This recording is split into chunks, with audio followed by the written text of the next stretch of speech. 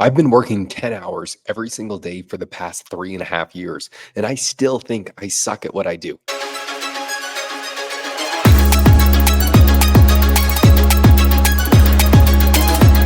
If you think that you will be great at something when you start it, you're an idiot, a complete idiot. You should suck, and that is good.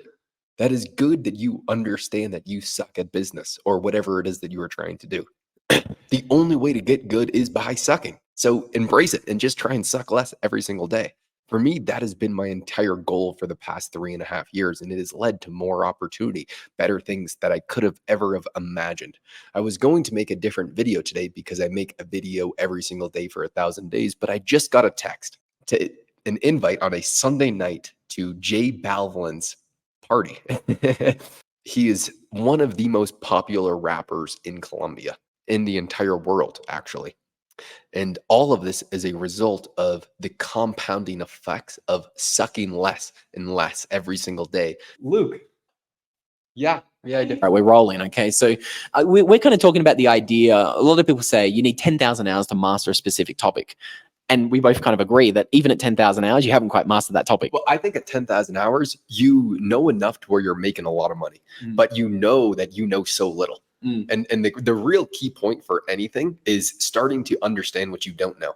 Because the worst part is the dangerous naivety, I think. When you start to learn something, you know a dangerously little amount about something and you think you know everything. There's some sort of paradox around that. The Dunning-Kruger effect. Is that what it is? Yeah. Okay, well, once you reach probably even just like 1,000 hours on something, you realize everything that you don't know, or at least most of that. And then you understand how to kind of fit the pieces together, at least in my opinion. Exactly. I 100% agree. I think a lot of people would be making a lot of money even at 10,000 hours. Well, we are right now. And probably around 10,000, you're making a lot of money because you are 100 times better than your competitors, or at least than 99% of the population. Even at like 100 hours, you're probably better. But at 10,000, it is very easy to make a lot of money, but I don't think to make a lot more, you need a lot more than 10,000 hours, I believe. And what I think the key is you hire people that have done that in every other space. So if you hire someone that's done 20,000 hours in X niche and XXX, that's how you build the team around you to where you have a cumulative few 100,000 hours of experience. Well, that's actually where I was about to go, is skill stacking, because a lot of people say, oh, I've spent 10,000 hours doing copywriting, I'm going to make $1 million. Well, are you anymore? Copywriters are getting laid off left, right, and center because of ChatGPT.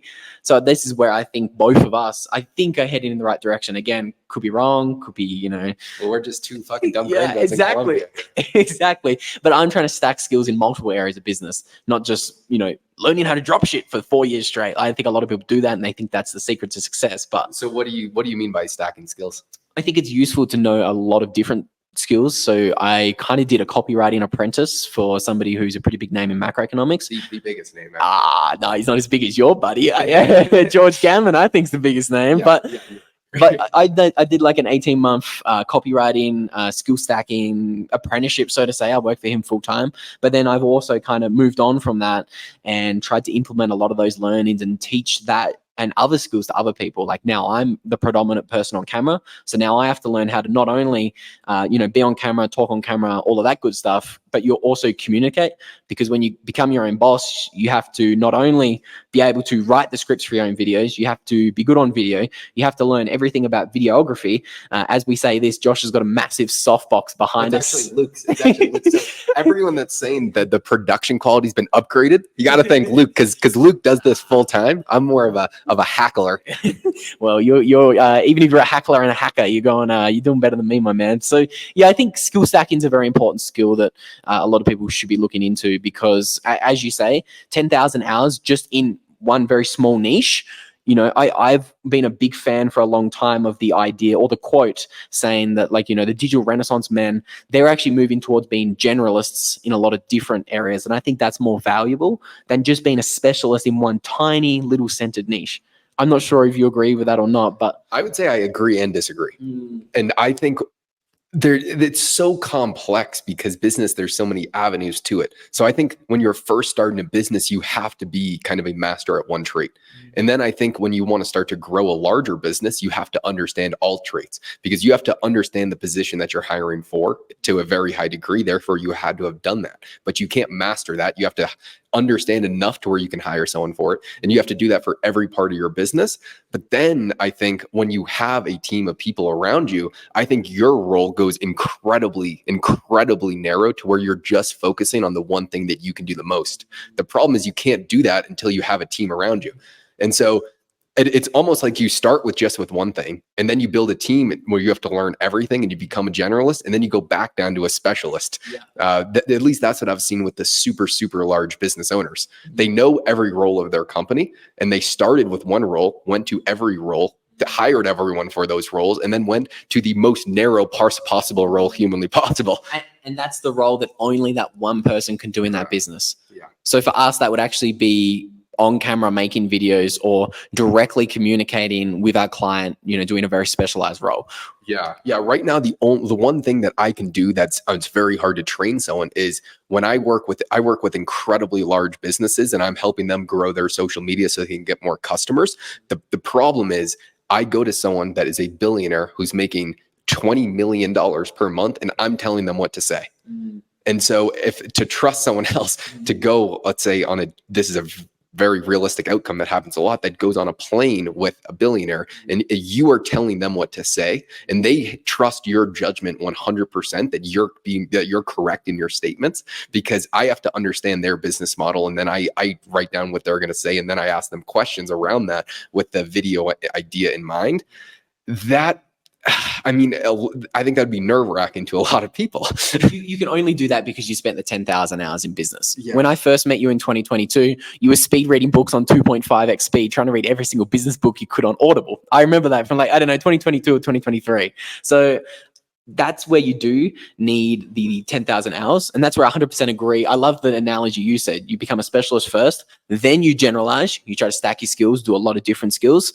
And then you need to focus, you need to hire people to do all of those other roles that aren't so important in your business. And you spend all of your time on doing the one thing that only you can do. For you, that's communicating and talking with these billionaires and other multi-million-dollar clients you have. And for me right now, that's just shit talking on camera, making YouTube videos. Yeah. Well, you have a really good setup because you're getting paid by companies to make content for them. So that's building your personal brand. At the same time, you're getting paid to do it. I mean, it's really the best of all worlds, this situation that you have going on. It's a start, but again, we're in different regions, and I think you have advantages over me, whereas I have different advantages over you. I might be the one more on camera, but I'm only working with smaller companies. Much smaller. You're working with the big boys, the big companies. So again, I wouldn't sell yourself short. Well, actually, me and Luke are going to partner up for our first deal, and we're going to see how it works. And it's going to be a little passive income for me, guys. So there's kind of a whale of a client who's really in Luke's specialty here, where we're going to take him on because he's going to pay a lot of money. Luke's going to do most of the servicing, probably 90% of it. I'll help with the small details. And then we'll do like a 70-30 or 80-20 split or something like that. And then that's a way where I'm getting Luke a significantly higher paying client. It's probably more than all his other ones. At the same time, I'll still get a small income coming in for making that deal happen. And then I'll still oversee it a little bit. I think that could be a progression to where if I could do this, because I have a wait list of a humongous amount of people for my services. If I could find other people that were doing this, I could pass them on and take some sort of fee for making the connection. And then that's some monthly income coming in. I mean, that's a very small niche, but it's a lot of money when you're talking about the people that we'd be working with. And once you can replicate that model, you can do it again and again and again. So we're going to have to keep you guys updated on how we go with that whale client. Yeah. I guess actually this goes back to talking about why you need to stuck when you start, and you should embrace it. What do you think of that, Luke? Yeah, I agree. Like, I think when you're at hour 1000 of whatever niche you're looking into, you're going to suck, and that's normal. And what's funny is most people who watch this are probably at hour 2. And then they're like, this business model sucks. I've given up after hour 5. I'm done. I'm out of here. What about that? Those people just fucking click off. I hate you. No, I think it's very normal to suck in the beginning. Like, if you have a feeling or a sense that, this path or this destiny, quote unquote, I don't want to get too mushy on you guys, is the path that you're supposed to go. Again, you've got to put 100 hours into it. You've got to put 1,000 hours into it. Like, my first 50 videos on YouTube absolutely sucked. They were terrible. They're bad. I used to roast Luke bad. He's like, dude, what are you talking about? This is great. I was like, dude, this fucking sucks. But the thing is, you should suck. You don't know what you're doing, and the only way to learn is by doing. You're never going to learn something by taking a course and consuming 100 books. You will learn a base layer, but the way you actually progress is by doing, and that is unfortunately the only way. There is no other way. Doing, but then be open to changing very often. I think that's a very, very key important thing. If you're new to something, go hard, like Mr. Beast says, make 100 videos, then come ask me for advice. But throughout those 100 videos, you don't make the same video with the same title, the same thumbnail, the same idea, and the same shit. Kind of like lighting. Yeah, I do the same. I've done the same video for 300 days. Yours are definitely changing right now. The softbox behind us is proof of that. It's Luke's. But some context. I've done the exact same video every day for 300 days, and there's a reason why I don't get results. Because I mean, I'm not doing this really to grow, but I'm going to experiment with incorporating some things that could potentially help that, because there's a lot of benefits of having a personal brand. I mean, you saw that firsthand when you got recognized and got a DHV picture. That could be another story for another day, as we say here in Colombia's un grande historia, big story. Yeah, I mean, personal brand is everything. Literally all of my clients right now, I don't know how many revenue streams I've got, 7, 8, maybe 9. And all of those have purely come to me through me just posting shit online and trash talking the government and talking about why I don't like the Australian government and why I love Bitcoin. Like it's, personal brand is everything. And I don't even have a big one. I got a relatively small one, to be quite honest, in the grand scheme of things. But I've got, I don't know, 8 or 9 different revenue streams that have all come my way. I haven't applied for any of them. And that's the beauty of personal brand. All of my clients have come from referrals. And that is, I think, the most powerful thing, because the person who's most willing to give you money is someone who their friend has already seen value from you. And so because I found a way to integrate myself in a circle that is filled with quite literally some of the most successful business owners in the world, I have unlimited demand for my services. And so there's multiple ways to do about it, but having a brand is definitely one of them. And you've seen that firsthand. I've seen the opposing, just referrals being the best thing in my entire life, because now any conference I go to, I'm always going there with the people who I work with, and they are always saying the reason for their success, or at least Ken, he always says, everything that you've seen is because of me. I can't even tell you how much money's been thrown at me because of that, because they're giving the social proof to you, saying that this person knows what the hell they're doing. Here are the results I've seen. Here's how I've seen them. That it's fucking fantastic. Well, that's why I think we have slightly different approaches right now. I know you are someone who focuses really highly upon your credibility, and you will not take on another job unless you're 100% certain you're going to nail it.